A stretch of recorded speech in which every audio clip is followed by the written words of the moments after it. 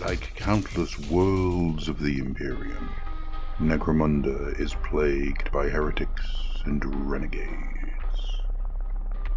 Helot cults are one particular form of chaos cult, one that festers in the depths of the Hive, raising profane altars among the tunnels and domes, spreading the dark influence of their hellish gods. The minds of mortals have always been fertile ground for the dark gods. In the soul-crushing drudgery of Necromunda's hive factories, even the faintest promise of power can tempt a group of Helot workers, indentured industrial serfs, to corruption. After all, a short and brutal life in the service of the ruinous powers, with even the remotest chance for deliverance, is often preferable to a short and brutal life under the industrial yoke of the clan houses, where death is the only reward for a lifetime of labor. Where such cults take root within the hives, Lord Helmar's Palanite Enforcer squads are swift to take action, often purging entire levels if even the merest hint of corruption is to be found. Bounties are also regularly issued against such deviants, and the hive gangs take pleasure in exterminating the followers of the dark gods, knowing all too well what happens if such cabals are allowed to take root.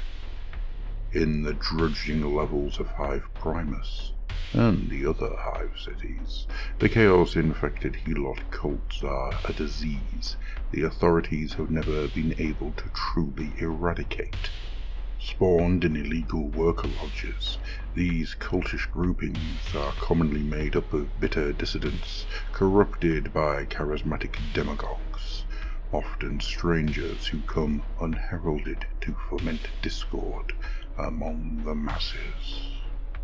These dark preachers defame the Imperial Creed and extol the power of the Warp, often veiled behind lies of solidarity and fellowship. These whispered sermons offer freedom and power, often slowly infecting the minds of the workers until the thunder of the manufactorum or the bark of the overseers becomes unbearable. At first, a Helot cult will keep itself hidden, gathering in secret during the brief downtime between work shifts, in the forgotten places between tunnel walls or the reeking bowels of hub blocks. There, they hoard weapons, stolen from production lines, under hive traders or hive gangs, and fashion the serrated symbols of their faith by filing down the teeth of cogs harvested from broken machines. Many cultists live double lives, joining the work crews by day and meeting in secret at night, taking part in dark rituals and acts of murder, keeping their identities hidden behind masks or beneath hoods. While Helot cults continually work to add to their number and spread their influence, their true ambition is something far more sinister. Scattered throughout the hives are cursed places, sites covered in maddening symbols and raised upon floors stained by millennia of blood offerings, where the power of chaos seeps slowly into reality like a vile poison. Helot cults seek these places out, hoping to prise open the rents and bathe in the malevolent energies that spill forth. The cult demagogues especially revere these sites, and use the ancient fanes to pray to the dark gods for power. The hope is that, should their efforts bring favor, then one day their dark masters might force their way through a veil between realities and into the hive, possessing the blessed flesh of the faithful, and bringing about a glorious age of blood and madness. Once the first step is taken on the road to outright rebellion, the Helot cult is doomed one way or another, yet many revel in this implicit nihilism and make it central to their creed. Once the cult becomes established, its numbers swell, making discovery inevitable. The cult demagogues are ever watchful for the tipping point, the exact moment to rise from the shadows and challenge authority. Too soon, and the cult will be crushed, either by the authorities, or more likely by hive gangs, who see it as a rival to their own ambitions. Too late, and the Palanite enforcers will move in and crush the cult with the full force of Pax Helmar. Though no two Helot cults are identical, their leaders are almost universally cast apart from those they lead, pursuing their own goals that are in many ways incompatible with those of the followers. The rank and file hope for deliverance from their squalid lives, and are prepared to risk it all for a chance at a freedom they are very unlikely to see. The demagogues, however, tread a different path, seeking personal power and using the cultists as disposable weapons to be utilized and cast away to their own ends. Even should every Helot be slain, demagogue will inevitably gain some measure of glory in the eyes of the ruinous powers, furthering their own interests, despite the trail of destruction left strewn in their wake.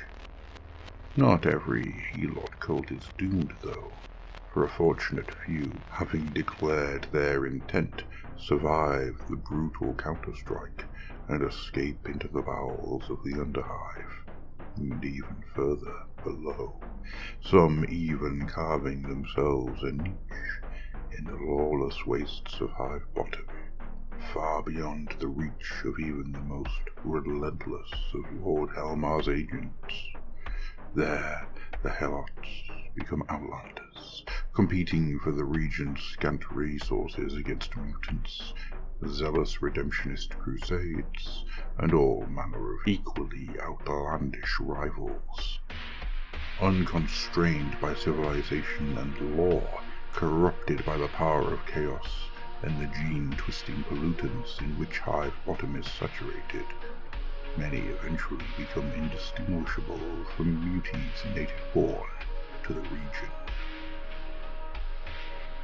Having set out on the so-called path to glory, there is no telling what twists of fate might befall a Helot cult, depending on which of the ruinous powers they beseech for aid. They may take on all manner of bizarre characteristics. While most Helot cults keep their faces hidden, some adopt cult trappings as distinctive as a red-robed redemptionist. In one instance, a cult uprising in the service of chaos was revealed upon its defeat to be a Xenos-infested mining clan, which had, for reasons unknown and by a noble means, aligned itself with the ruinous powers. This bizarre admixture of Genestealer and Chaos cult represented a singular threat that the authorities are determined will not be repeated. While most Helot cults are crushed soon after discovery, and a very few escape into the wastelands of Hive Bottom, the secret chronicles of Necromunda record one instance where such an uprising was successful, for a time at least, in its objective. The so-called Cult of the Exquisite Corpse arose from the Manufactoria of Hive Prosperine on the eve of the 40th millennium, led by the charismatic demagogue Mordrina Soth. What began as a localized rebellion in a pharmaceutical plant owned by House Escher quickly escalated, triggering dozens of similar events in other sectors amongst the workforces of House Orlok and House Goliath. Within a week, the Hive Prosperine Palanite Enforcer Corps was hard pressed to contain the increasing unrest, which inexplicably spread up Hive.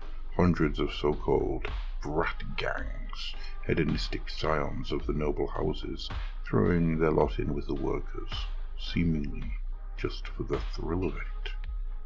Ordinarily, Soth's rebellion would have been crushed mercilessly, but through a combination of unsurpassed political machination and presumably the blessings of the ruinous powers, she was able to cast down the rulers of Hive Prosperine in a single night of bloodshed, and establish herself as the ruler over what she declared to be a new society, free of brutality and injustice.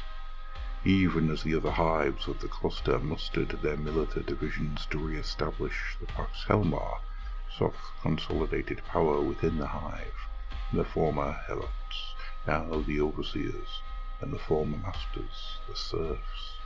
The insurrection lasted for 17 days before the massed militia divisions purged the spires of Hive Prosperine of the rebels. Within the hive they found a city transformed into a nightmare. The mutilated bodies of overseers and nobles were strung from the heights, and the walls were covered in crudely daubed slogans and symbols. Even as the words extolled the Helots to seize the means of production and bring down their oppressors, the symbols tainted the soul, speaking of the insidious influence of the ruinous powers. At length, order was restored to Hive Prosperine, the population reseeded, the tunnels and manufactoria ritually cleansed. It remains an ill-aspected city, however, where incidents of mutation and insanity run higher than even the average on Necromunda. Of Mordrina Soth, nothing more is known, but whenever Helot cults rise up against the rightful authorities of Necromunda, her name is ever on their lips.